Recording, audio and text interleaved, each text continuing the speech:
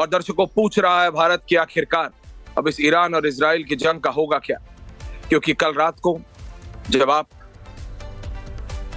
जब भारत के प्रधानमंत्री कनाडा पहुंचे G7 की बैठक के लिए, उसी समय उससे कुछ घंटे पहले अमेरिका के राष्ट्रपति डोनाल्ड ट्रंप ने G7 की बैठक को बीच में छोड़ के, जो कि कनाडा के कैलगरी शहर में चल रहा है, वो वापस देर रात 4.5 घंटे की स्पेशल अपने एयरफोर्स वन में बैठ के वापस वॉशिंगटन DC आ गए। जी हाँ, ये शायद इतिहास में पहली बार हो रहा होगा कि अमेरिका के राष्ट्रपति ने G7 की बैठक को बीच में छोड़ा।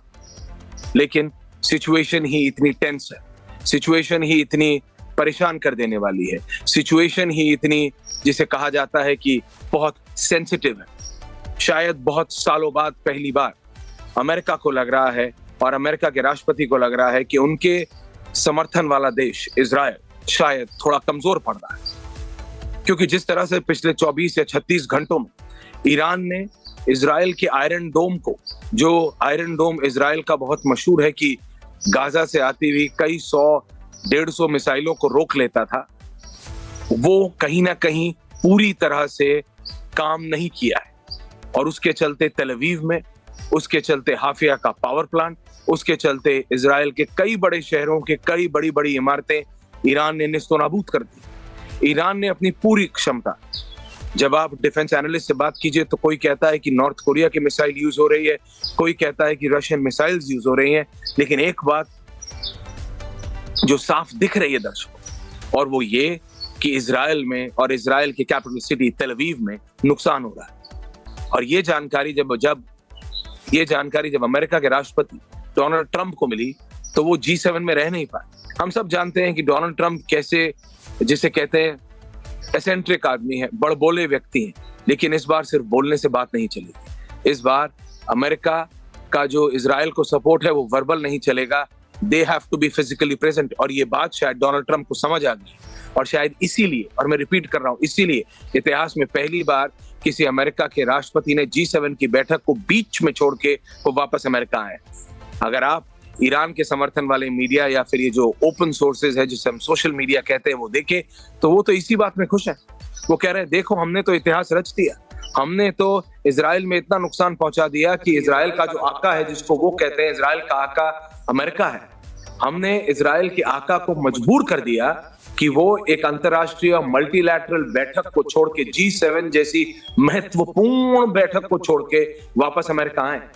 ईरान ये कह रहा है कि उसने इजराइल में इतना नुकसान कर दिया। वहां पे बेंयामिन नेतन्याहू कह रहे हैं कि हमें इस सबसे फर्क नहीं पड़ता, हम जंग में खेलने के लिए नहीं उतरे, अगर हम जंग में उतरे हैं तो नुकसान हमारा भी होगा।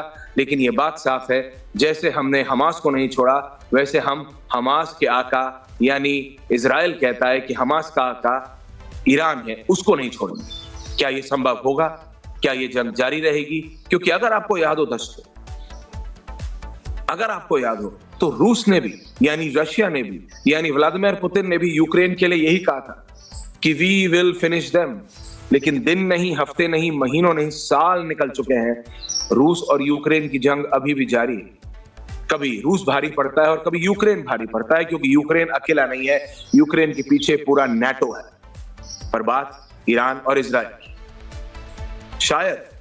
शायद 90 के दशक में ईरान और इराक की जंग के बाद कभी भी USS निमिट्ज, जो कि दुनिया का सबसे बड़ा युद्धपोत है, दुनिया का सबसे बड़ा एयरक्राफ्ट कैरियर है, और वो न्यूक्लियर कैपेबिलिटी वाला एयरक्राफ्ट कैरियर है, वो कल देर रात जब अमेरिका के राष्ट्रपति कनाडा में थे, कैलगरी में थे, वो G7 की बैठक से निकलने से पहले अमेरिका के राष्ट्रपति ने अपने जो चीफ ऑफ डिफेंस स्टाफ है उनको ये डिसीजन दे दिया था कि अमेरिका का युद्धपोत वापस आप मिडिल ईस्ट में लाइए। USS निमित्ज, जो कि वियतनाम की तरफ था, कोरिया और चाइना के बीच में एक बैलेंस बनाने के लिए था, उसको वहां से मोड़ा गया।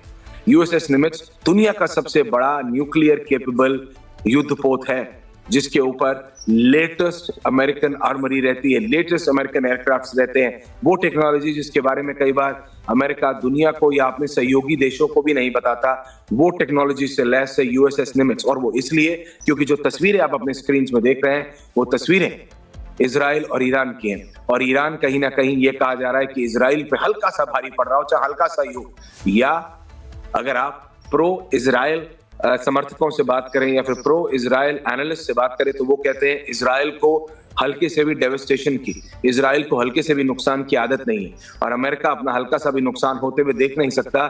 जितना भी इजराइल में बिल्डिंग्स है, इंफ्रास्ट्रक्चर है, वो सब ज्यादातर 90 नहीं 99% अमेरिकन सपोर्ट से बना है, अमेरिकन एड से बना है, अमेरिकन पैसे से बना है। तो उसको बचाने के लिए अमेरिका उतर रहा है। अमेरिका नहीं चाहता कि एक भी बिल्डिंग इजराइल की नुकसान हो, लेकिन ये तस्वीरें अपने आप में बहुत कुछ बयां करती हैं कि किस तरह से supersonic missiles, ballistic missiles, drones और बहुत ही तकनीक से यूज किया गया है। कई लोग कहते हैं कि पहले क्योंकि ईरान इजराइल के आयरन डोम को समझता है और ईरान हमास नहीं है, ईरान एक पूरा फंक्शनल देश है जिसके पास अपनी एक मिलिट्री है, जिसके पास अपनी एक एयरफोर्स है। उसने इजराइल के आयरन डोम को तोड़ने का पैंतरा निकाल लिया है। वो पहले 50, 60, 70 कम इंटेंसिटी वाली मिसाइल भेजता है जिसमें ही आयरन डोम पूरा बिजी हो जाता है।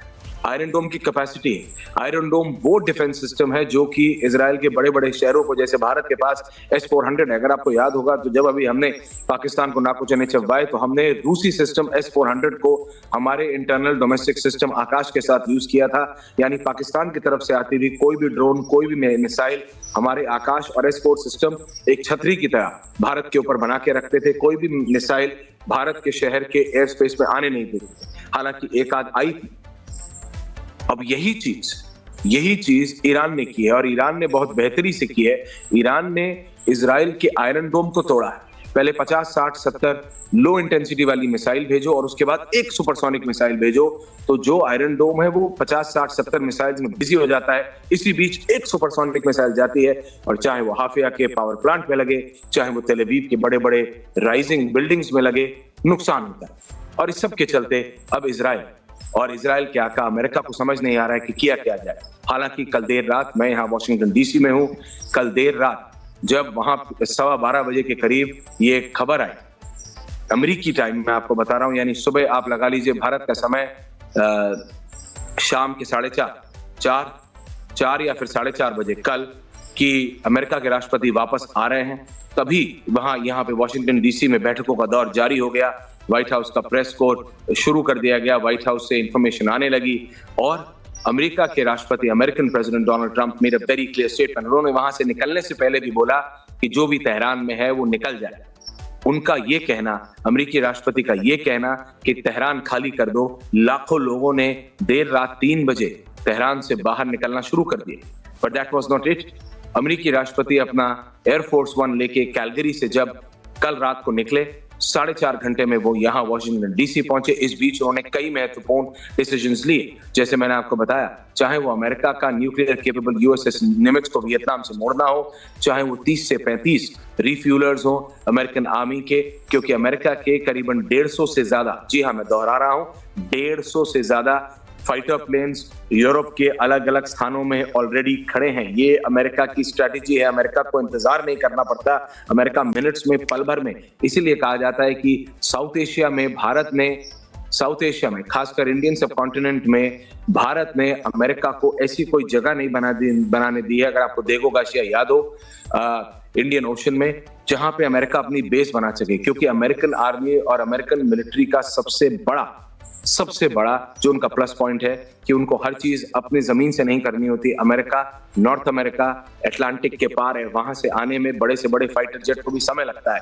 इसलिए अमेरिका अपनी आर्मी, अपनी नेवी को ऑलरेडी मोबिलाइज रखता है अपने जो सहयोगी हैं उनके एयर स्पेस में, उनकी एयरफील्ड्स में, उनके इंटरनेशनल वाटर्स में। और ये जो आप तस्वीरें देख रहे हैं वो ये दिखाती है कि किस तरीके से अमेरिका ने अपनी एयरफोर्स और आर्मी दोनों को मोबिलाइज कर दिया है।